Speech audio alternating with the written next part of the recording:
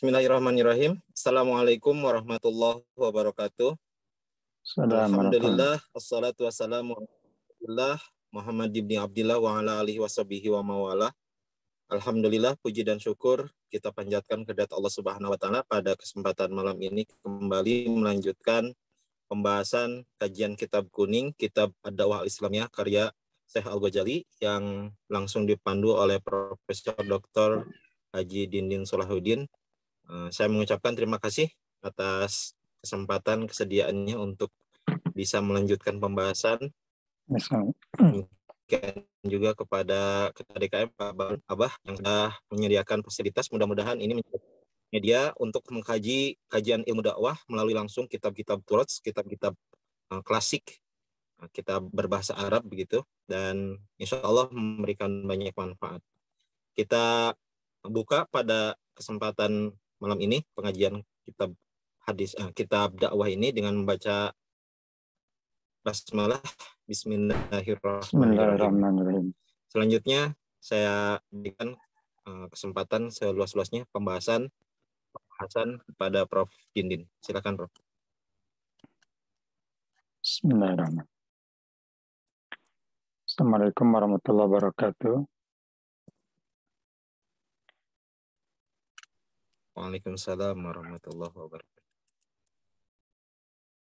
Alhamdulillah fal mahmudullahu jalla jalaluh. Assalatu wassalamu ala Rasulillah fal musalla ala sayyidina Muhammadin wa alihi wa na'am. Wa nad'u lima salihil ummah fal mad'u wal watan wa rijaluh amma ba'du. Kita lanjutkan kajian kita mengenai dakwah Islam sebagaimana kita temukan dalam buku Ad-Da'wah Al-Islamiyah Mustaqbil Qarn al-Khamis Asyar ta'lif Syekh Muhammad Al-Ghazali.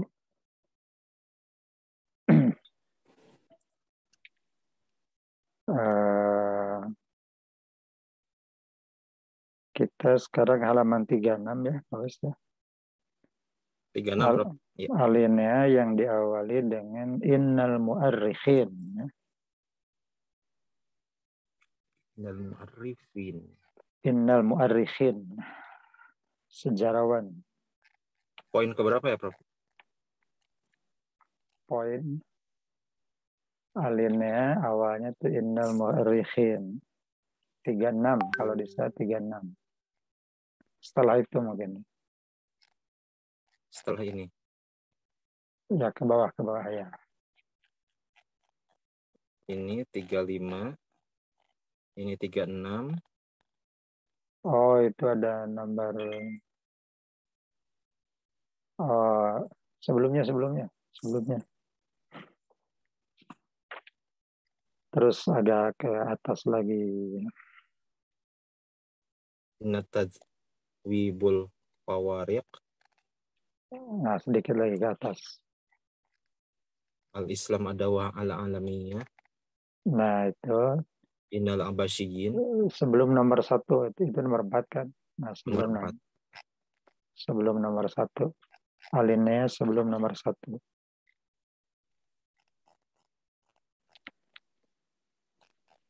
Nah, ini. Ini nomor 1. Di atasnya. Di atas. Nah, entar, enggak jauh.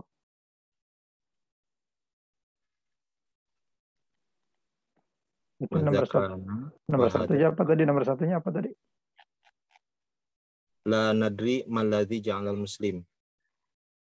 Iya, betul. Nah, itu 2 alinea sebelumnya. Udah itu. Zaman wal balad. Wahada taksim, nah udah itu. Wahada taksim. Iya. Oke, wahada taksim. Ini ya. Nah, ya.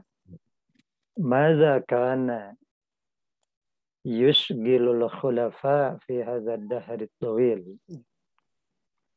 Apa yang membuat sibuk para khalifah Bani Abbas, ya, Khalifah Abbasiyah fi hadzal dahri tawil, pada masa yang panjang ini, yaitu 5 abad ini.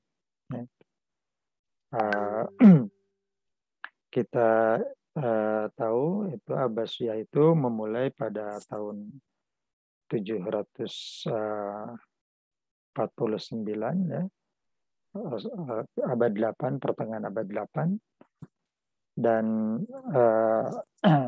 dianggap runtuh pada abad 12 ya, atau 13, 1258, ketika mereka berpindah dari Baghdad ke Mesir. Ya. Nah itu berarti sekitar 5 abad. Setelah abad 13 itu masih tetap berkuasa sampai abad 16-an,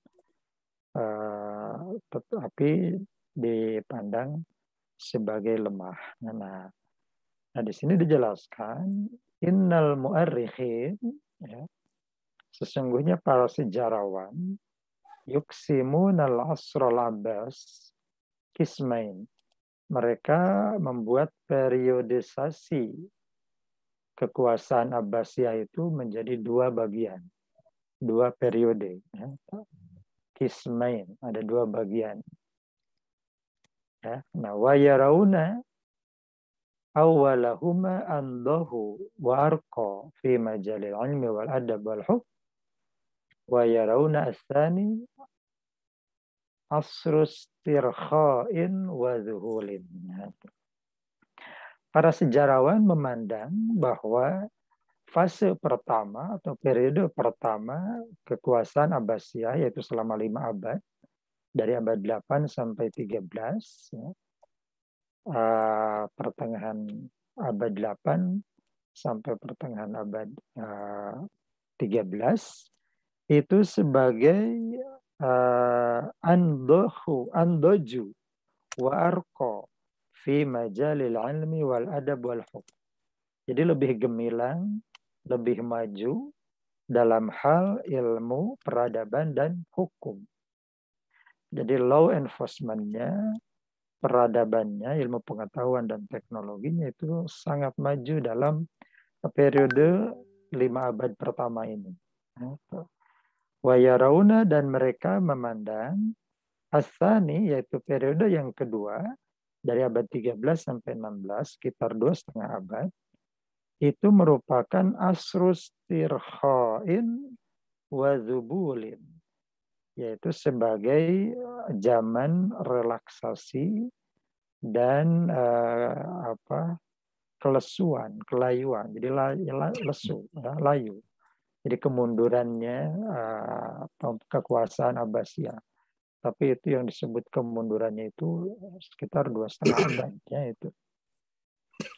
Jadi ini dianggap sebagai kemunduran. Nah, bagaimana pandangan Syekh Ghazali mengenai apa yang ditemukan oleh para sejarawan ini? Nah, Syekh Ghazali mengatakan, wa hadzat taqsim adna ila sihhah.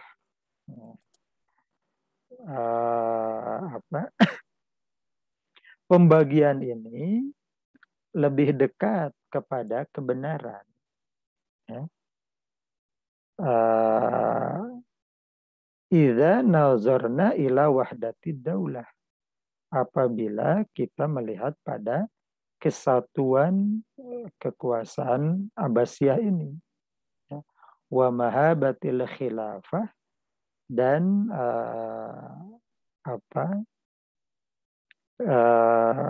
wibawa atau komara kekhilafahan, wastibharil umron, dan ekspansi masyarakat yang dikuasai oleh Daulah Abbasiyah ini, watisa tsaqafah, dan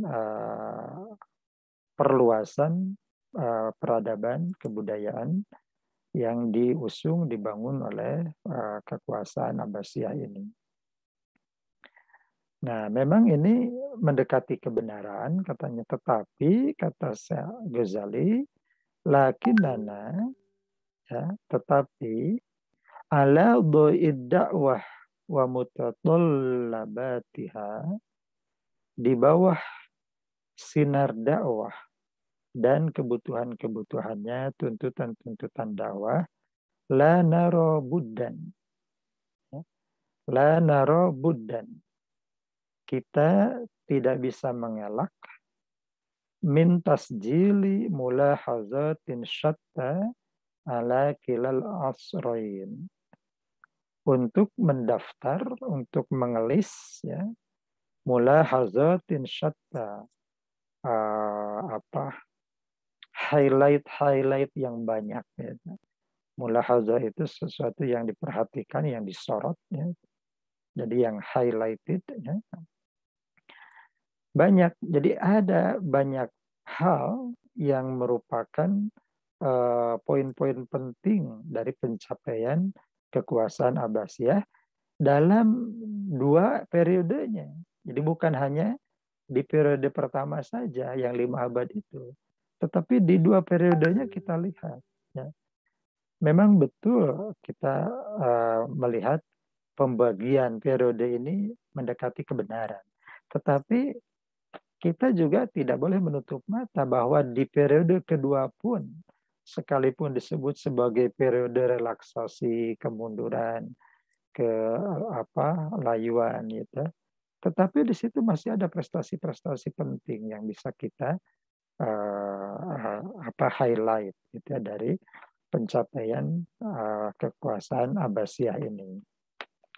Nah, di sini Syekh Ghazali menyebut ada 5 poin yang bisa disorot, ya, untuk melihat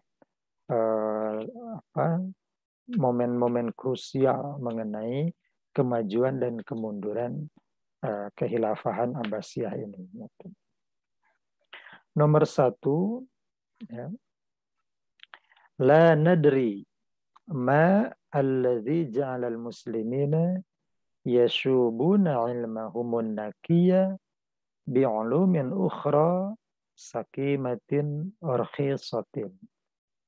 Kita tidak ngerti, tidak habis pikir apa sebetulnya yang membuat umat Islam pada zaman Abbasiyah itu kok mereka melumuri, merusak, melemahkan yashubuna ilmu mereka, an-nakiyah yang bersih, bi'ulumin ukhra dengan ilmu-ilmu lain, sakimah yang sakit, rakhisah yang murahan.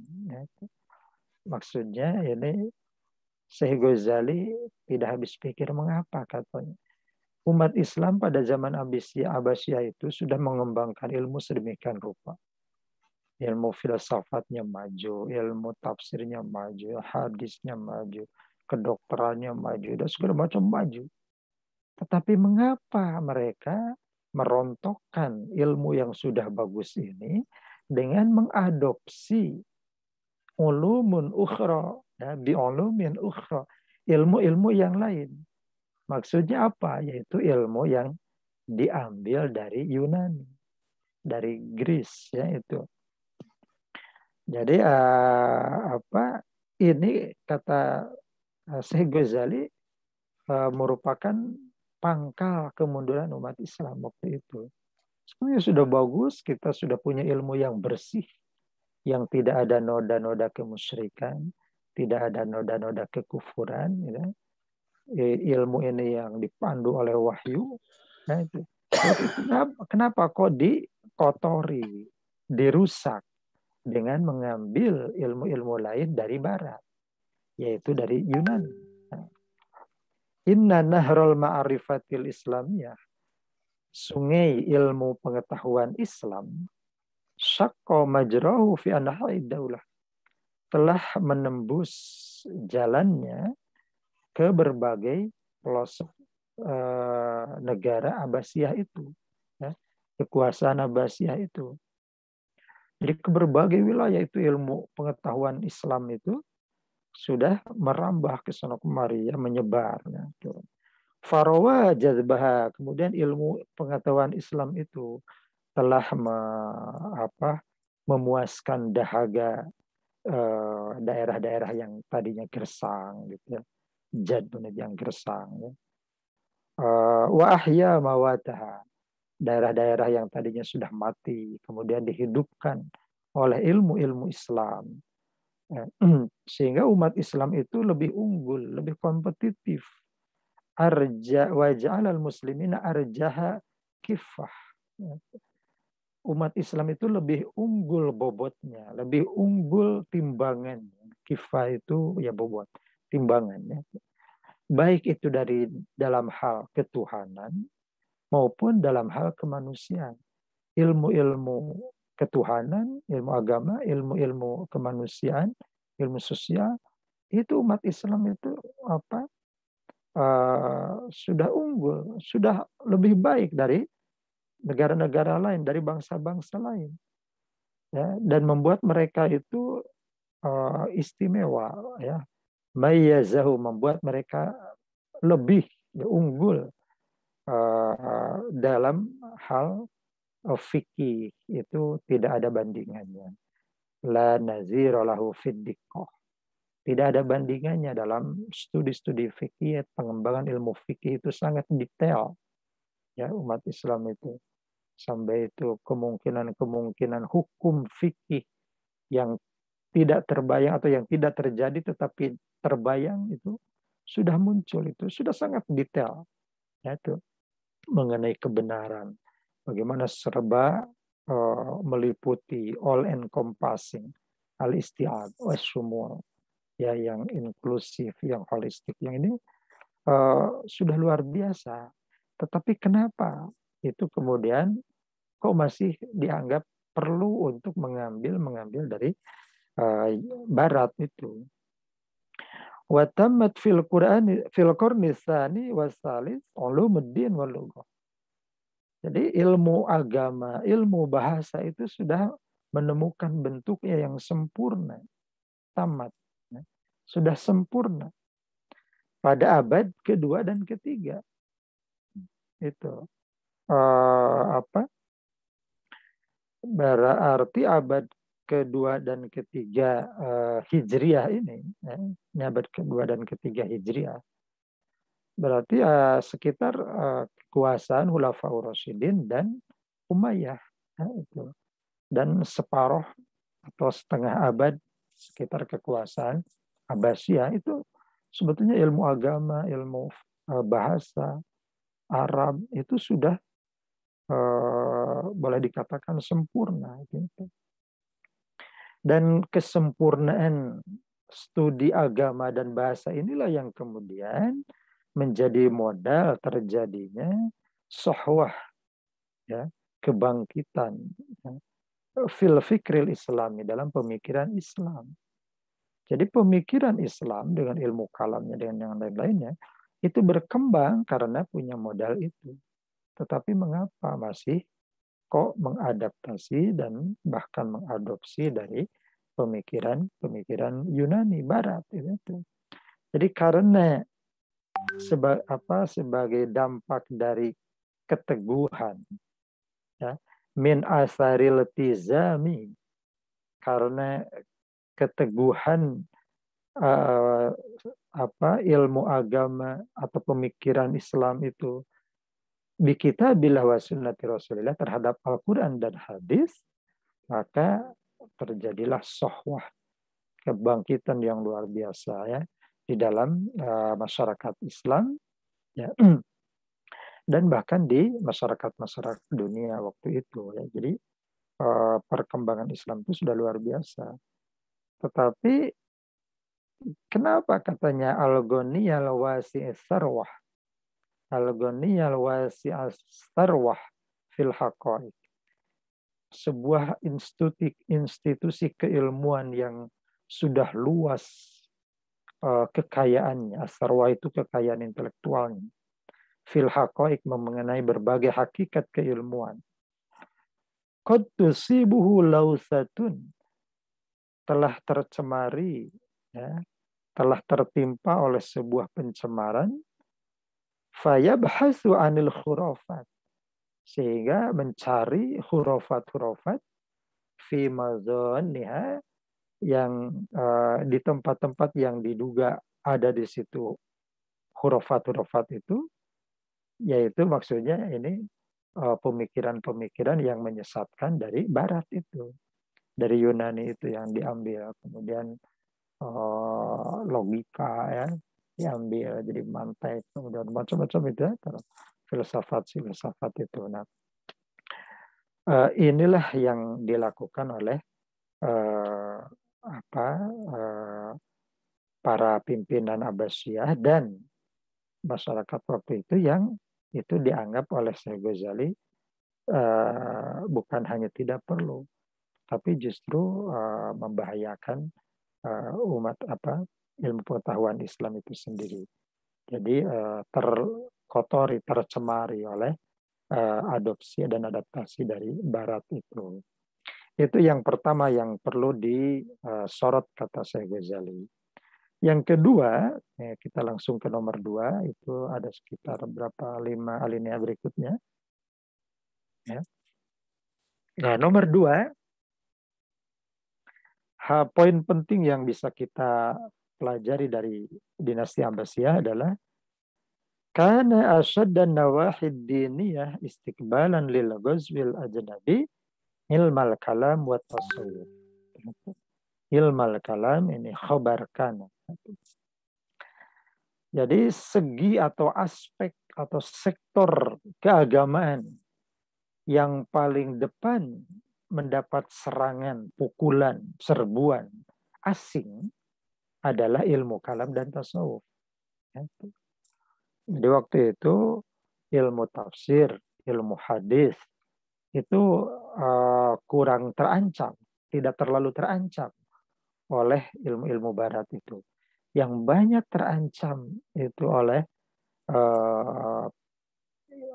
pikiran-pikiran dari Yunani itu, yaitu ilmu kalam, ya dengan tasawuf, terutama tasawuf falsafinya, yang kemudian menjadi terkontaminasi oleh pengaruh Yunani itu. Ya. Wala yas'ubu, dan tidaklah sulit an tumayyiz ad-dakhil minal asil, bagi Anda untuk membedakan mana ad-dakhil, yaitu infiltrasi yang masuk, ya.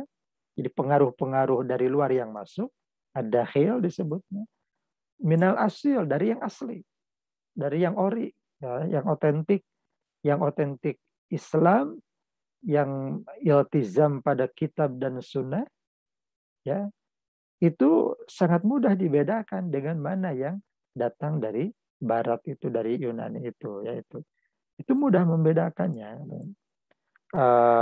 Fi hadhil mayadin, di medan-medan ilmu pengetahuan ini, di berbagai bidang ilmu pengetahuan ini, illa annal mazja yablugu ahyanan darajatan kabiratan minal maharah. Hanya saja katanya itu mixture-nya itu, ya, percampurannya itu antara ilmu yang asli Islam dengan ilmu yang diadopsi dari Barat itu sedemikian kental, sedemikian besar, sehingga ya tadi kadang-kadang tidak terasa. Sebetulnya mudah untuk membedakan, itu layas umum, tidak sulit.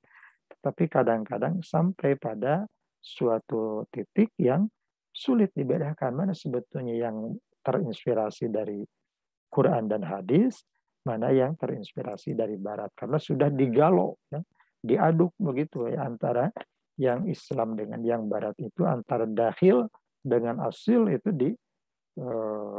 dicampur sebegitu rupa, sehingga kadang-kadang tidak mudah orang menyadarinya. Fa inkarul mu'tazilah lissifatil ma'ani ta'assaru fihi bitafsir Aristo lil wahdaniyatil mutlaqah.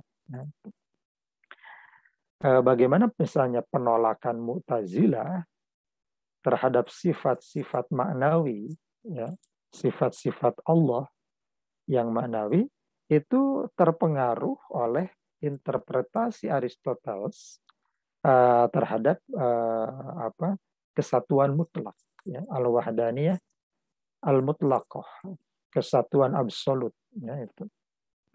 Itu menjadi kaum Mu'tazilah itu karena terpengaruh oleh Aristo itu, kemudian akhirnya menolak bahwa ada sifat-sifat Tuhan yang sifatnya maknawi. Gitu.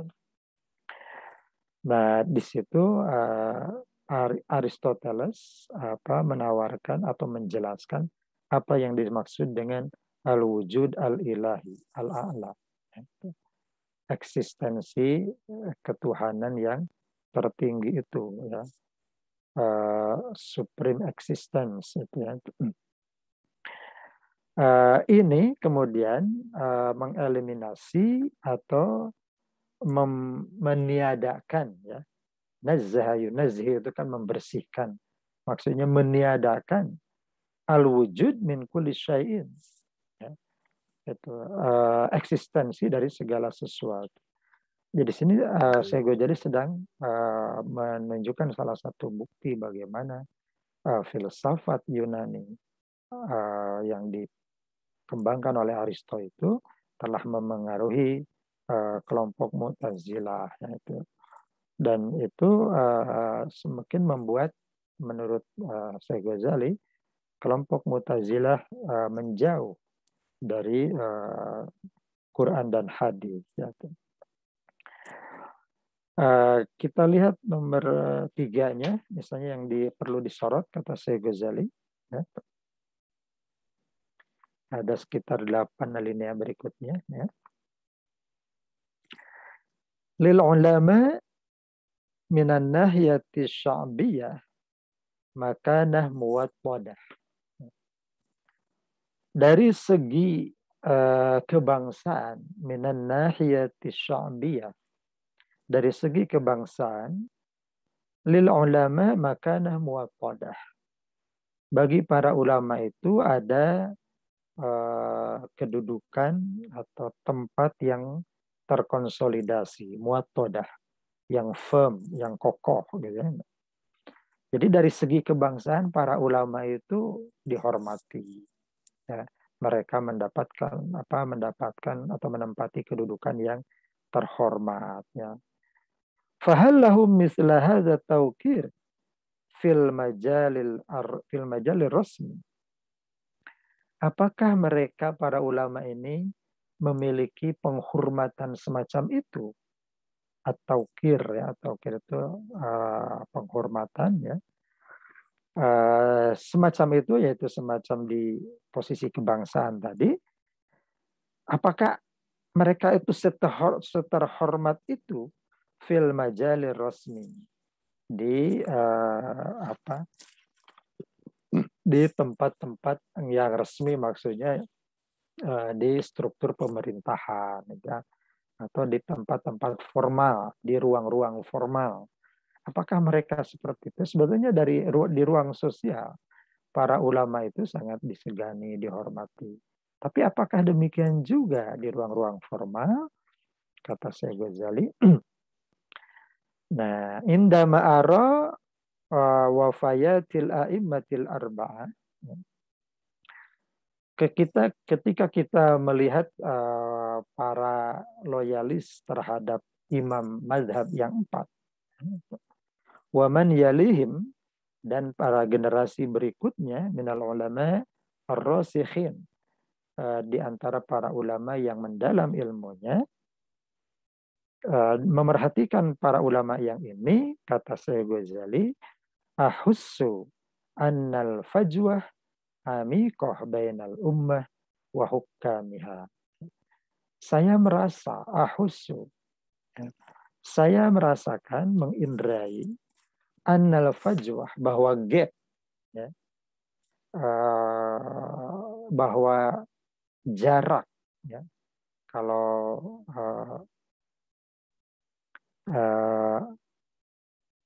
sebetulnya fajwah itu kan keterkejutan atau kekagetan, ya. Tapi di sini ada gap yang mencengangkan, ya, yang dalam bainal ummah wa hukami, antara masyarakat rakyat di satu sisi dan pemerintah di sisi lain. Di dalam hal ini penghormatan terhadap para ulama itu berbeda. Kalau masyarakat begitu mengagungkan para ulama, tapi tidak demikian halnya di para penguasa. Sebagai contoh katanya seorang Bukhari. Seorang Bukhari, Abu Abdullah al-Bukhari. Nabat bihidar. Itu tidak cocok nabat. Nabat itu tidak nyaman, tidak cocok. Tidak tentram. Jadi seorang Bukhari itu merasa tidak nyaman berada di wilayah ini. Ya. Kenapa? Li'annal amir munharifun anhu. Karena pimpinan atau pemerintah itu yang harafa itu sebetulnya berpaling atau menyimpang, ya, atau ya tidak sepagodos, ya, ya, dengan Imam Bukhari. Ya. Wa ma hadzal amir, ya. Wa ma hadzal amir. Ya. Emang apa sih amir yang ini atau pemerintah yang ini tuh? Nah, dia adalah syakhsun makkanathu zurufun mubhamatun.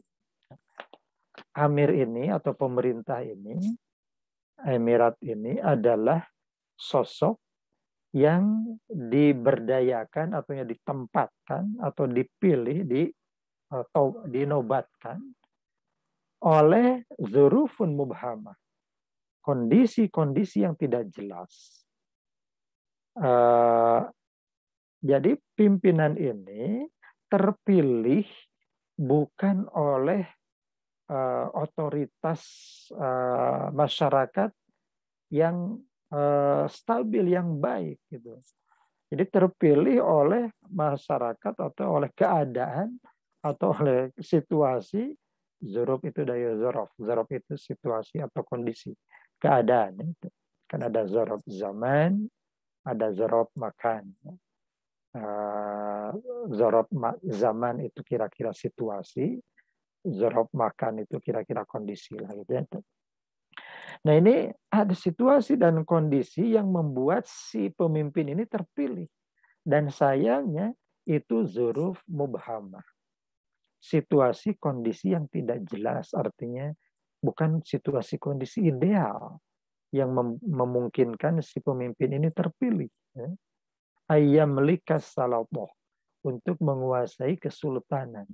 Jadi mereka si pemerintah ini, si pemimpin ini terpilih oleh keadaan yang tidak baik, gitu, tidak jelas, gitu. GJ tidak jelas. Nah, ini yang membuat tadi tidak sinkron antara pemerintah dengan ulama. Ya. Mungkin ada semacam kira-kira Syekh Ghazali ini ingin mensinyalir ada semacam kecelakaan sejarah kepemimpinan. Jadi ada pemimpin yang sebetulnya tidak punya kualifikasi, tidak punya kapabilitas, tetapi karena ada situasi kondisi yang membuat dialah yang terpilih, padahal sebetulnya bukan dia yang pantas gitu. Nah, ini yang ingin dikatakan oleh Syekh Ghazali, ya. Dan situasi seperti itu, kondisi seperti itu, kita menemukan banyak faktanya dalam sejarahnya itu. Yang keempat, kita lihat apa yang disorot oleh Syekh Ghazali dari Abbasiyah ini. Al-Islam da'watun alamiyatun. Al-Islam da'watun alamiyatun. Islam adalah dakwah yang universal, dakwah yang global, yang mendunia. Wal umam allati tadkhulu fihi katsirah. dan bangsa-bangsa yang masuk memeluk Islam itu beragam, ya. Tidak homogen tetapi heterogen, ya. Jadi bukan hanya bangsa Arab, ada bangsa-bangsa lain. Wa badihun ayyakun al-Arab, ya jelas memang Arab atau bangsa Arab, a'nin natiqina bil Arabiyyah, yaitu masyarakat atau bangsa-bangsa yang bahasa ibunya adalah bahasa Arab, ya. An-natiqina bil Arabiyyah, Arabic speaking people, ya. Masyarakat yang menggunakan bahasa Arab, yaitu yang disebut dengan bangsa Arab, itu adalah ahluhu, ahlinya Islam. Nih, ini kembali ke Islam. Wa badihun ayyakun al-arabu ahlahu. Al-ahlahu al-aqrabin. Ya. Merupakan keluarga Islam atau ahli Islam yang paling dekat. Bangsa Arab itu jelas. Tidak syak lagi dan tidak terbantahkan. Kenapa? Li'annahum, karena bangsa Arab itu adalah fikruhu, pemikiran Islam, walisanuhu, dan lisan Islam. Di bahasa Islam itu kan bahasa Arab, ya. Pemikiran Islam juga ya pemikiran dari bahasa Arab, ya. Jadi pantaslah kalau kemudian unsur masyarakat Islam yang paling dekat itu ya bangsa Arab. Wahada, tetapi hal ini layakni iftiatan, tidak bermaksud untuk melupakan alal ajnasil ukhra, terhadap jenis-jenis yang lain, yaitu bangsa-bangsa yang lain. Ketika disebut bahwa bangsa Arab itu adalah ahli Islam atau keluarga Islam yang paling tinggi nilai kekerabatannya dengan Islam, yang paling dekat, bukan berarti bangsa-bangsa lain, jenis-jenis lain itu dilupakan begitu saja atau tidak diperhitungkan.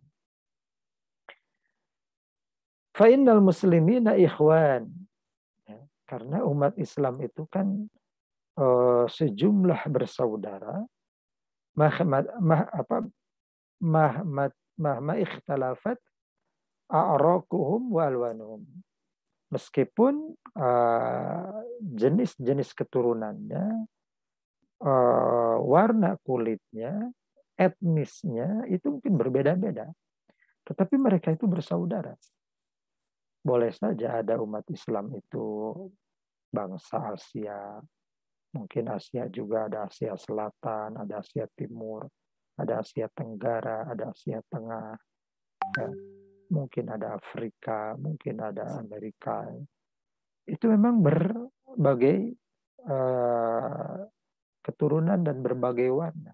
Tetapi innal muslimina ikhwan. Umat Islam itu satu kesatuan persaudaraan. Dan kaidah yang paling firm, paling solid, terkonsolidasi di antara umat Islam adalah inna akramakum indallahi atqakum. Jadi yang paling mulia di antara umat Islam itu tidak mesti orang Arab, meskipun orang Arab yang paling dekat, tetapi yang paling tinggi nilai ketakwaannya. Dan jamaah Islam, ya, takumu bi amalain, ya. Jamaah Islam, jadi untuk menyebut bahwa sebuah masyarakat itu adalah jamaah Islam itu bukan jamaah Islamiyah JI ya ini. Jadi masyarakat Islam itu menegakkan dua aktivitas, ya, bi'amalain. Jadi dua amal. Yukammilu ahaduhumal akhar, yang satu sama lain saling melengkapi. Dua amal ini satu sama lain saling melengkapi.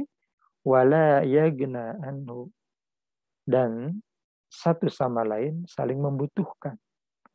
Jadi dua amal ya yang satu sama lain saling melengkapi dan saling membutuhkan. Tidak bisa yang satu merasa tidak butuh sama yang lainnya atau sebaliknya.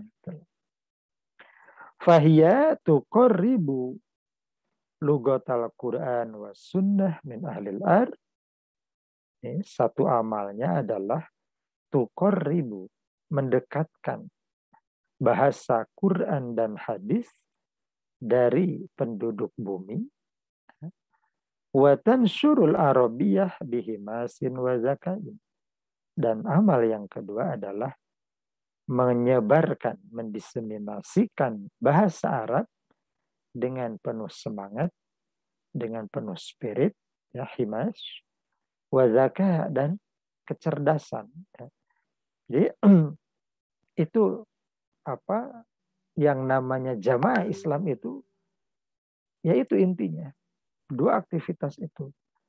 Maka dengan dua aktivitas ini kita sebetulnya tidak bisa bahwa yang paling terhormat, yang paling berjasa terhadap Islam itu hanya satu, yaitu bangsa Arab. Tidak. Ya. Karena satu sama lain merupakan satu kesatuan. Nah, yang terakhir, yang kelima, poin yang disorot itu oleh Syekh Ghazali dari dinasti Abbasiyah ini, baik periode pertama selama 5 abad maupun periode kedua sekitar 2,5 abad. Nahnu na'jabu bima'isyati Umar bin Khattab allati taqumu ala zuhdi wa syiddah, walakinnana nuhibbu ma'isyata Uthman bin Affan al-qa'ima ala nu'umah wa da'ah. Kita kagum terhadap pola kehidupan Umar bin Khattab yang takumu, ya, teguh, berdiri tegak di atas kesungguhan, kerja keras, kezuhudan dan kekerasan. Ya. Umar bin Khattab itu dikenal dua hal, yaitu zuhud dan syiddah. Ya. Asketis dan tegas, ya, itu Umar. Nah, Utsman sosok yang dikenal dengan nu'umah wadah. Nu'umah itu lemah lembut, halus. Ya. Da'ah itu kalem, tenang. Ya, itu. Tidak temperamental, ya, tidak meledak-ledak, dia tenang. Ya, Utsman itu. Nah, dua-duanya ini dua sosok yang tampaknya sangat kontras ini. Ya, kita tidak bermaksud untuk membeda-bedakan atau untuk membentur-benturkan atau mengkontraskan, ya, antara dua sosok ini, dua sosok sahabat Nabi, ya, yang dua-duanya adalah khalifah di antara 4 khulafa Rasyidin. Ya. Tetapi kita ingin belajar, ya, kepribadian dari dua sosok khalifah ini untuk kita tiru dalam, untuk kita teladani dalam mengembangkan leadership di hari ini. Dan dinasti Abbasiyah itu juga sedikit banyak sudah mengembangkan ini, meskipun di akhir-akhir kekuasaannya tadi ada hal-hal yang membuat mundur, terutama diawali dengan penerjemahan ilmu-ilmu dan filsafat dari Yunani itu, yang kemudian diikuti dengan ketidakacuhan, ya, itu kecuekan, ya, yang kemarin itu sibuk sesuatu, lupa memikirkan dakwah, tetapi entah apa yang disibukkannya. Nah, itu yang minggu lalu itu. Nah, itu yang membuat mereka akhirnya mengalami kemunduran. Jadi dinasti Umayyah berpusat di Damaskus, kemudian diruntuhkan oleh As-Sofah itu, kemudian muncul Bani Abbasiyah di abad 8-an, ya, pertengahan abad 8, kemudian dipindahkan pusat kekuasaannya ke Baghdad, kemudian di Baghdad selama 5 abad berkembang sedemikian rupa, kemudian mengalami kemundurannya mulai abad 13, ya, kemudian berpindah ke Mesir pusat kekuasaan Abbasiyah ini sampai kira-kira abad 16, ya, ketika dilanjutkan oleh dinasti Fatimiyah.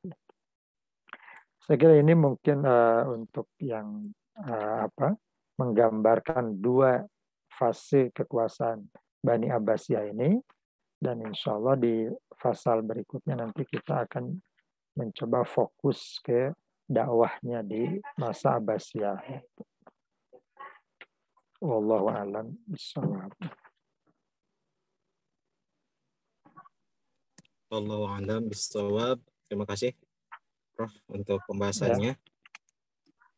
Di sini sudah hadir banyak ini jamaah kakiku, ada 9 berapa orang ini? Sudah 18 orang ya. Tadi ini banyaknya dosen-dosen dari Fakultas Dakwah, insya Allah pada ikut menyimak ini Prof. Alhamdulillah. Ada Pak Abdul Aziz Ma'arif, Pak Asep Sodikin, Pak Oji, Bu Lilis, Bu Siti Hodijah. Ini ada tamu dari Tarbiyah juga tuh. Iya. Prof Uhen. Prof Uhen, iya. Atur nuhun Prof Uhen.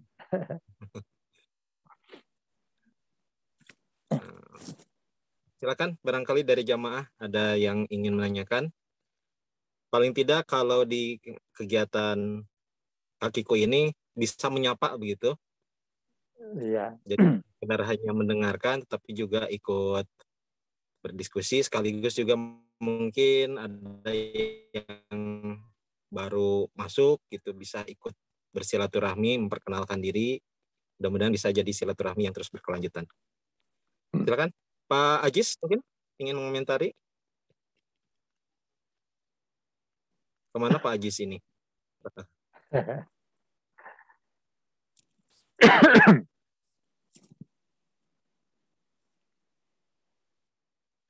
Pak Ajis kelihatannya tertidur.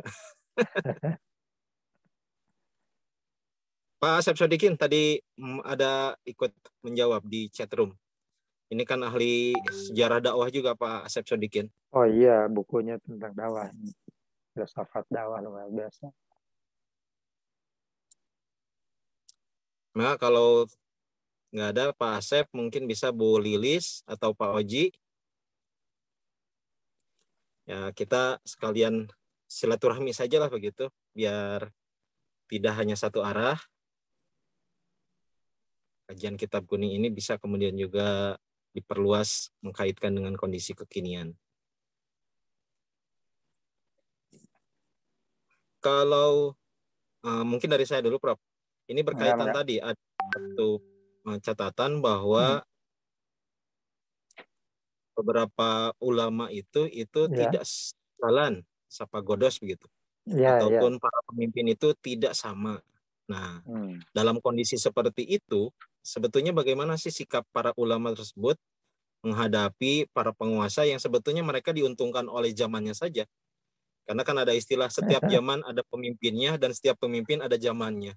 Dan belum tentu yang memimpin itu adalah orang yang diharapkan. Bisa saja karena kondisi saja.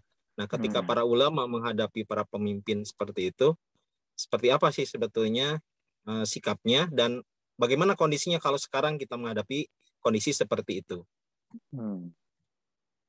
Itu aja mungkin. Baik ya, kalau para ulama tentu saja mereka konsisten dengan pertama misi dakwah ya. Di misi dakwah itu adalah misi konstruktif ya. Jadi sesuai dengan paradigma dakwah konstruktif itu. Jadi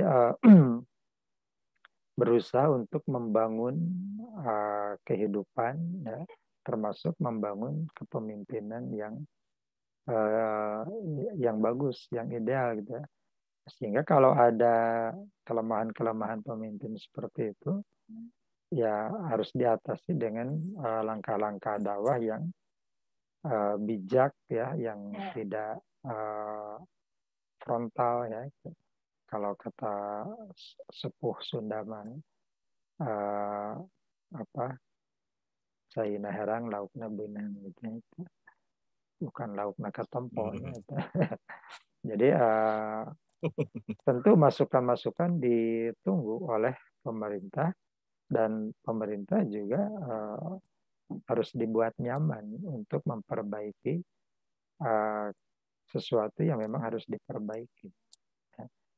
Sehingga pemerintah itu merasa bahwa apa yang disampaikan oleh para ulama yang notabene adalah dai itu adalah sesuatu yang menjadi vitamin bagi kemaslahatan kepemimpinan. Nah, maka di sini para dai biasanya menghindari kemungkinan ada al-fadhu ya. Kalau orang Sunda bilang al-fadhu itu ngawiwiran. Jadi jangan sampai mengkritik pemerintah itu mempermalukannya. Jangan sampai mempermalukan. Maka ada cara-cara yang bisa ditempuh agar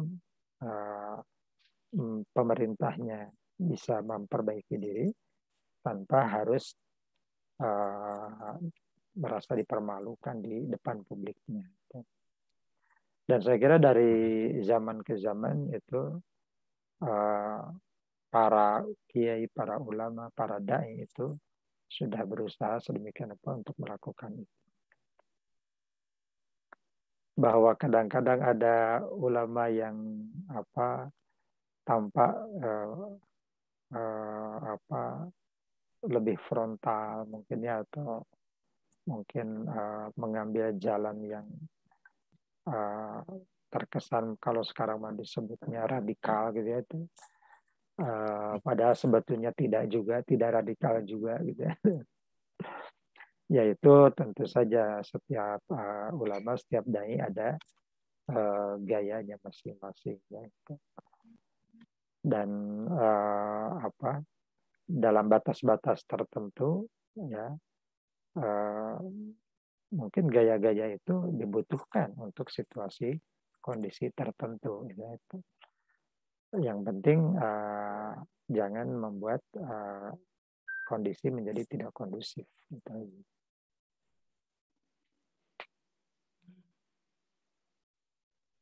Prof. Kalau dalam konsep Ahlus Sunnah itu memang ada larangan ya untuk melawan pemerintah yang sah. Jadi ketika ulama juga orientasinya ya menghadapinya tidak secara frontal. Seperti itu ya, begitu Prof. Iya, itu bagian dari demokrasi Islam kan. Ya, ya kan apa yang merupakan hasil musyawarah itu harus dihormati ya. Dan pemimpinan yang sah itu yang hasil musyawarah itu. Kalaupun ada keinginan untuk mereplace ya, yaitu harus dengan musyawarah yang baru, itu harus dengan musyawarah lagi. Tidak dengan menjatuhkan di luar konstitusi itu. Ya. Dari jamaah ada yang mau menambahkan lagi atau mau memberikan komentar? Persilakan. Saya Pak Wes. Ini Mang Mantap Oji ini. sudah menampilkan kameranya. Assalamualaikum. Waalaikumsalam, Ahli silakan. media kita Waalaikumsalam sudah. Pak Kiai. Prof. Waalaikumsalam, Oji. silakan Mang Oji. Mangga, Prof. Alhamdulillah bisa bersilaturahmi ya. Jadi kalau Alhamdulillah. bagi saya ini nostalgia sebetulnya. Nostalgia di pesantren. Jadi saya baru sempat bergabung di kajian ini dan saya sangat senang sekali. Kebetulan temanya juga sangat segar saya kira ini. Ada beberapa yang ingin saya sampaikan kepada Pak Profesor sekaligus juga Kiai ini, ahli ilmu dakwah. Tadi ada di bagian mungkin sepertiga pertama ya. Al-Ghazali, Syekh Ghazali itu membahas tentang salah satu faktor kemunduran dinasti Abbasiyah itu karena mencampur adukan, katakanlah misalnya mungkin lebih mix gitu ya, ilmu-ilmu yang sebetulnya sudah mapan dalam tradisi Islam, tapi kemudian misalnya kembali berinteraksi, entah apakah kembali atau memang semakin berkiblat gitu. Karena kan kalau misalnya di sejarah ilmu juga kita diajarkan bahwa filsafat itu kan mengalami kemandekan kemudian masuk ke dunia Islam gitu. Kemudian di sana disebut sebagai zaman kegelapan gitu. Sementara di dunia Islam disebut sebagai zaman yang keemasan. Nah, yang pertama mungkin yang menggelitik bagi saya itu mungkin yang tadi diarahkan oleh Syekh Ghazali itu pada akhirnya saya nggak tahu apakah saya kurang fokus atau tidak. Apakah yang dimaksud itu adalah metode berpikir gitu ya, seperti yang didemonstrasikan oleh Mu'tazilah dan yang lainnya misalnya, atau dari aspek lainnya gitu. Karena kan saya kira kalau untuk kalau untuk ilmu itu kan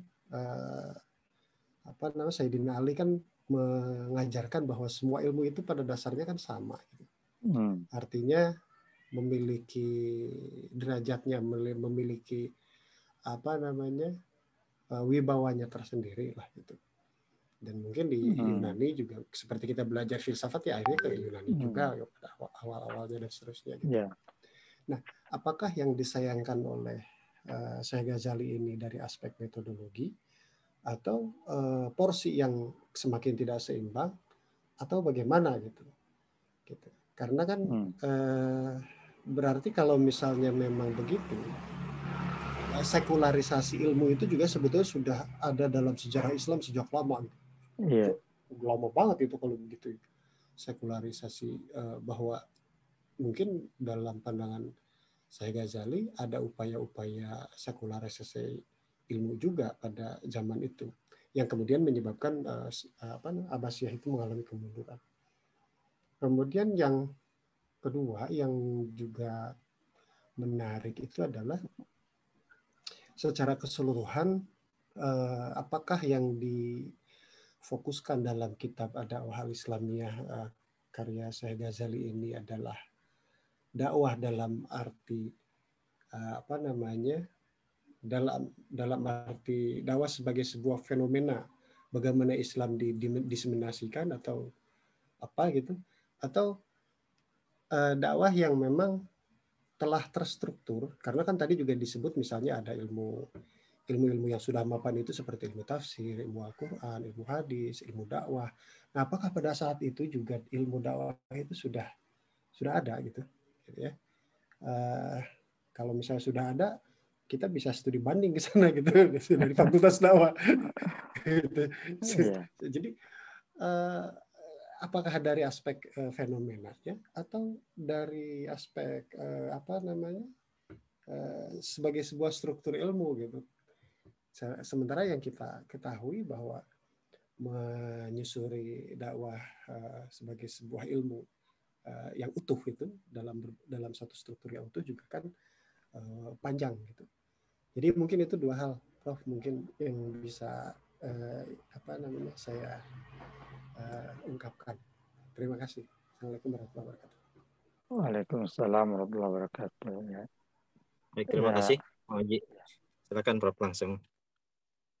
Ya, sebetulnya ini tambahan ya. Tidak usah dikomentari sebetulnya. Ya. Jadi memang keberatan Syekh Ghazali itu sama dengan keberatan Imam Ghazali. Ya. Imam Ghazali yang hidup di penghujung fase pertama Daulah Abbasiyah ya. Waktu itu khalifahnya Al-Mustarsyid ya. Kemudian siapa itu yang jadi kan Imam Ghazali itu lahir di pertengahan abad 11 ya. Dan wafat di awal abad 12 ya. Itu adalah di masa-masa kejayaan Abbasiyah di ujung ya. Kan nanti baru pindah dari Baghdad itu 1258-an ya. Jadi sama Syekh Ghazali ini, kalau menurut ayahnya kan Syekh Ghazali ini diberi nama Ghazali ini karena tafaul kepada Imam Ghazali. Dan beberapa ahli menyebut memang Syekh Ghazali ini replika Imam Ghazali. Gitu. Nah, termasuk dalam hal ini. Dalam hal ketidaksepakatan Syekh Ghazali terhadap ilmu-ilmu yang diadopsi atau diadaptasi dari Yunani. Ya.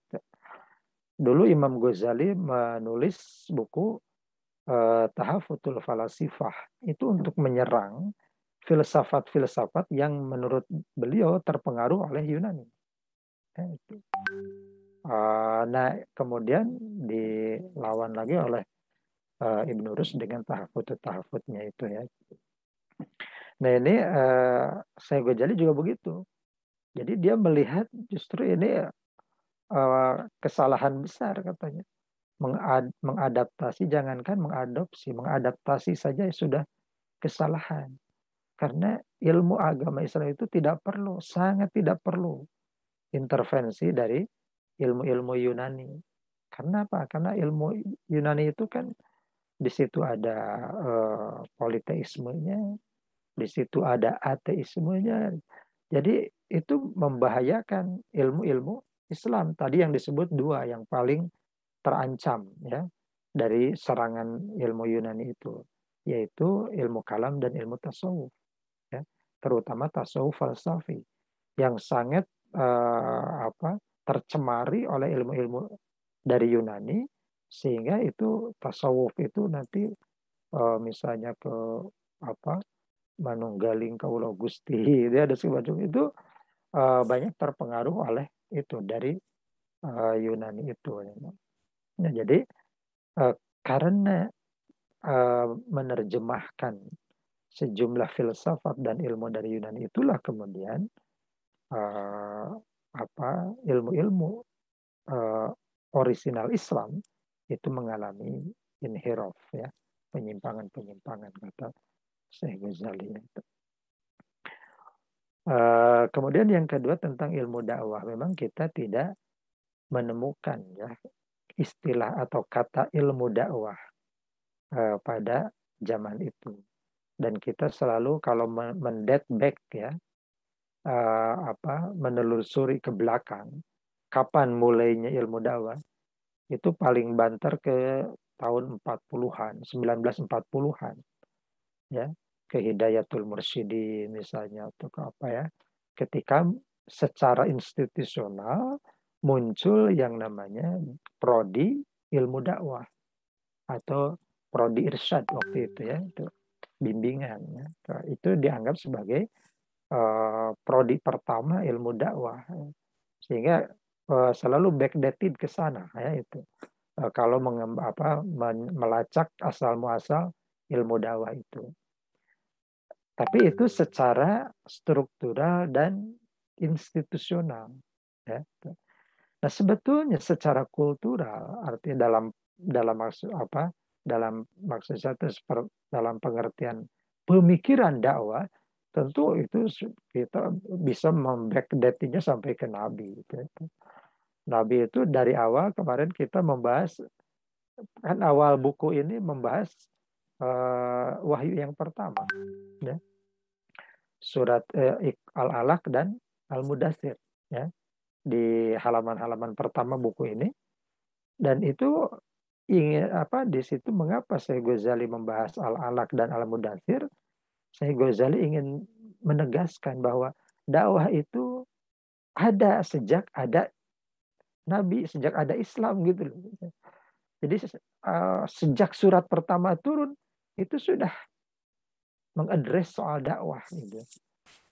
Maka itu apa ayat-ayat Al-Alaq itu kemarin kita baca tafsiran Syekh Ghazali begitu lekat dengan dakwah.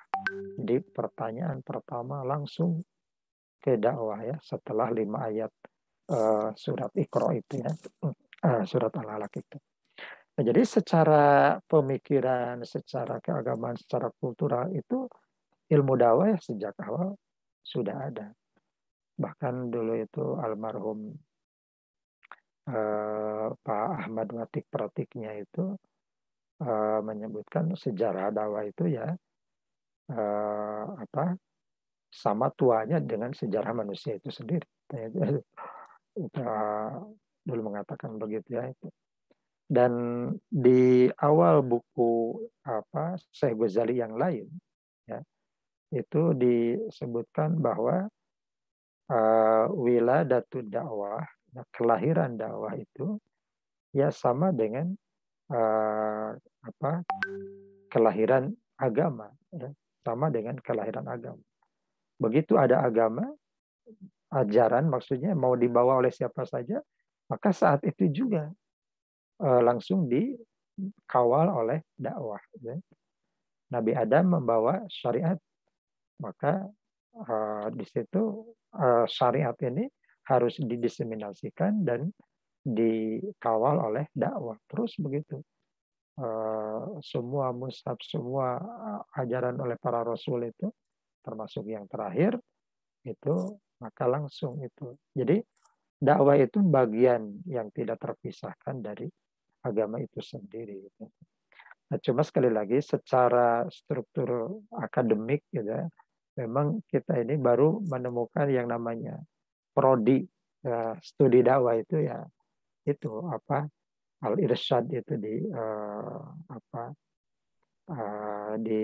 abad di Paroh di pertengahan abad 20, ya 1940-an, ya. Baik, itu mungkin itu sekedar jawaban yang tidak memuaskan. Baik, terima kasih Prof. Ya. Terima kasih juga Mang Oji yang sudah mulai ikut berkontribusi, ya, ikut aktif dalam pengajian. Mudah-mudahan menjadi jamaah yang setia untuk mengikuti pengajian di Kakiko, kajian Kitab Kuning di Masjid Iqomah ini. Barangkali karena waktu juga sudah lebih dari jam 9 ini, Prof.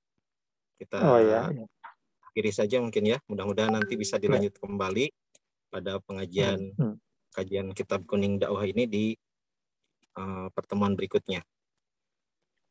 Kita akhiri pengajian pada kesempatan hari ini dengan membaca hamdalah. Alhamdulillahirrahmanirrahim. Allahumma wa bihamdika asyhadu an la ilaha illa anta astaghfiruka wa atubu ilaik. Assalamualaikum warahmatullahi wabarakatuh. Waalaikumsalam.